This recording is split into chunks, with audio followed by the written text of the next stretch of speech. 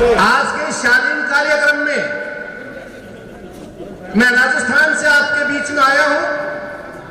सबसे पहले मैं इस समिति का तहे दिली से स्वागत करना चाहूंगा, इस्तेकबाल करना चाहूंगा कि एक अदने से किसान के बेटे को आपने इतनी दूर से याद किया और आप मुझे सुनने के लिए जो शांति से 2 मिनट का समय देंगे, 2 अल्फाज में आपके सेवा में अर्ज करना चाहता हूं। मैं कुछ नहीं कहना चाहूंगा, मैं सिर्फ एक बात कहना चाहता हूं कि नबी मेरा है, कलाम तेरा है। नबी मेरा है, कलाम तेरा है। बुद्ध उसका है, सिर इसका है। ए फिरका प्रस्त हमें धर्म में मत बांट, जी लेने दे, वो जिसका है उसका है। आज से 20 दिन पहले बागेश्वर धाम के धीरेन्द्र शास्त्री गए वहां। आप मेरी बात बहुत ध्यान से सुनना कि कितने होशियार और कितने कलाकार और कितना षड्यंत्रकारी और कितना भाई से भाई लड़ाने में कामयाबी के रास्ते इजाद करते हैं। आप चौकन्ने होकर सुनिएगा। वहां क्या हुआ, लोगों से 5-5 लाख रुपए लिए और ये पूछा गया कि हमारा भविष्य क्या है राजनीति का। उन्होंने कहा कि एक को कह दिया तू जीतेगा, 25 को कह दिया तू हारेगा।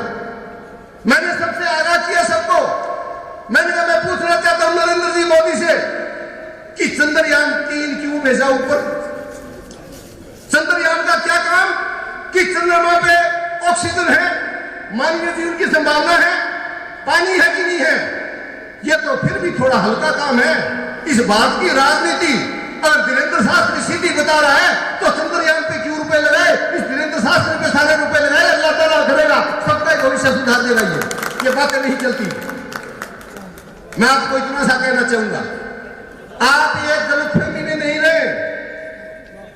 हनुमान जी को पवन पुत्र कहा गया है और उनको कहा कि आप उड़िए।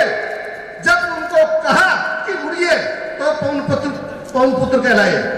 और आपको बताना चाहता हूं, आप इस भ्रम में मत रहिए कि आप अल्पसंख्यक हैं। पाकिस्तान में 21 करोड़ 80 लाख का संख्या है मुसलमान का, और इस हमारे भारत के अंदर, इस इंडिया के अंदर 24 करोड़ है। किसको कहते हैं अल्पसंख्यक? चौकन्ने हो जाइए, अल्पसंख्यक ये है जो हमें बताया करते हैं। आप हम एक हो और एक फार्मूला निवेदन करना चाहता हूं, कोई लंबी चौड़ी बात की जरूरत नहीं। ये चल पड़ी है हवा, ये फिरकाप्रस्त लोग जो हमारे को भाई से भाई को लड़वाते हैं, इनके प्रति सारे के सारे चौकन्ने हो गए। इनके पास न रोजगार का काम है, न कानून व्यवस्था का काम है। इनका काम केवल एक है कि धर्म के नाम के फिरकाप्रस्ती करके और हिंदू को मुसलमान से हरा दो। हमें नहीं। इस आजादी के अंदर मुसलमान ने इतना ही खून बहाया है जितना बाकी शेष हिंदू ने बहाया होगा। हिंदुस्तान में किसी भी मुसलमान के त्याग को कम करके जो आंकते हैं वो बदमाश चालाक और धूर्त हुआ करते हैं, उनका बहिष्कार करने की आवश्यकता है। मैं सिर्फ एक निवेदन करना चाहूंगा और वो माननीय मलिक साहब को। मलिक साहब, जिस तरह के आपने प्रवाह शुरू कर रखा है, ईश्वर करे होने को तो मैं भी 70 साल का हूं और आप मेरे से 8 साल बड़े हैं। मैं कहना चाहता हूं ईश्वर अल्लाह मेरी उम्र अभी पूरी कर दे, इनको तब तक जिंदा रखे, तब तक आपके हमारे बीच में फिरकाप्रस्त लोग बीच के अंदर फूट डालने का काम खत्म नहीं करते। और मैं अभी एक कार्यक्रम मौलाना साहब मुझे कह रहे थे, मैं मौलाना साहब आपको यह वादा करता हूं कि जो सिक्कर में हम लोगों ने कार्यक्रम किया, उस कार्यक्रम की कड़ी में अगले 15 दिन के अंदर झुंझुनू में कार्यक्रम करेंगे। उसमें भी जाट, मुसलमान और दलित इकट्ठा होगा। हम ही तो हैं, हम ही तो 86% हैं। 14 पैसे वाला राज कर कैसे सकता है? क्योंकि आप और हम धर्म की फिरकाप्रस्ती में निपट गए और उन लोगों ने एक करके हमें अलग करके खंडित करके राज करने का धंधा करते हैं। इसलिए सिर्फ इतना सा कहूंगा आपको कहीं नीचे और सोचने की आवश्यकता नहीं है। और क्योंकि मैं राजस्थान में जाट महासभा का अध्यक्ष हूं, यह फख्र की बात मेरे लिए इसलिए है कि जाट वो आदमी है। हमारे मलिक साहब कई दिनों पहले मजाक कर रहे थे, इनको पत्रकारों ने पूछा था, बोले कि मेरे का मुसलमान क्या और जाट का हिंदू क्या? भाई हम तो एक से सही है, हमारे में कोई ज्यादा फर्क नहीं है। इसके पीछे कारण यह है कि मानवता और जो सच्चाई का दामन थाम सके उसको इस देश का नागरिक होने का अधिकार है। और ये जो ऊपर लोमड़ियां बैठी है, अपना लाभ रंग करके आई है, इन लोमड़ियों से सावधान हो जाओ। ये संत के वेशभूषा में बैठ के और मंदिर और मस्जिद हमारे लोगों को खराब करते हैं।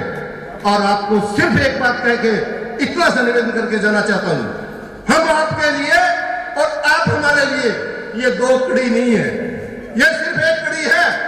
कौन आप हैं और कौन मैं हूं, हम दोनों एक हैं, हम सब एक हैं। और उनसे चुकना होने की जरूरत है जो हमारे को एक नहीं होने के लिए आवादा है। और नहीं जाने क्या क्या काम हो रहे हैं, नहीं जाने कौन से बिल आ रहे हैं, नहीं कौन से जाने स्पेशल सेशन हो रहे हैं, कोई फर्क नहीं पड़ता। जब जनता और आवाम खड़ा हो जाएगा उस समय इनको कोई रोकने वाला, इनको कोई बचाने वाला और इनको कोई बचाने वाला नहीं है। ये भी मैं बता देना चाहता हूं। मुझे आपने इतनी दूर से बुलाया, विशेष रूप से हम लोग तो मजाक करते हैं, मलिक साहब कहते हैं कि आपको मेरे साथ आना है और हमारी समिति आपका इस्तेकबाल करना चाहती है। मैं आप सबको कहना चाहता हूं ये समिति मेरी और हम मलिक साहब के प्रोटोकॉल के स्टाफ के मेंबर हैं, हम कोई मेहमान नहीं है। क्योंकि जब तक ऐसी शख्सियत हमारे बीच में रहेगी तब तक हमारे बीच में फिरका प्रस्तावकों को मुंह तोड़ जवाब देने में हम कामयाब हो जाएंगे। अगले 35 दिनों में, 40 दिनों में हम से कम 15 से 20 मीटिंग राजस्थान में करेंगे। और आपको भी आमंत्रित करूंगा, जो कोई भी भाई आना चाहे जयपुर में कहीं आ जाइएगा, हम आपके लिए पलक पावड़े बिछा के आपको रिसीव करेंगे, आपका स्वागत करेंगे। और आप इस दिमाग से आए कि आपके साथ में अगर ये बिरादरियां खड़ी हो गई तो आपको कोई रोकने वाला नहीं है। हमें किसी का डर नहीं है। ऊपर कौन है नीचे कौन है हम नहीं जानते। मुसलमान के जन्म गया अल्लाह कहता है और कोई हिंदू के जन्म गया और राम कहता है। जन्मने के रास्ते सबके हैं और खत्म होने के रास्ते सबके एक हैं। ये अलग बात है कि किसी का इंतजार होने के बाद में कोई मुर्दे खत करता है तो कोई हिंदू उसको जला देता है, लेकिन दोनों ही बातों में परिणाम एक ही हुआ करता है कि घर का सदस्य चला जाया करता है। इसलिए किस बात के धर्म का अंतर।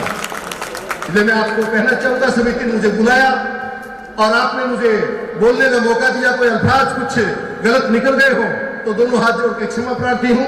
और जिनको गलत लगता है वो बाहर है, वो इसमें नहीं है, ये भी मेरा पक्का भरोसा है। और जिनको बाहर लगता है उनको बताना चाहता हूं इसी तरह गलत बोलते रहेंगे, वहां का दूध पिया तो कभी रोक के बता देना। नमस्कार, आदाब।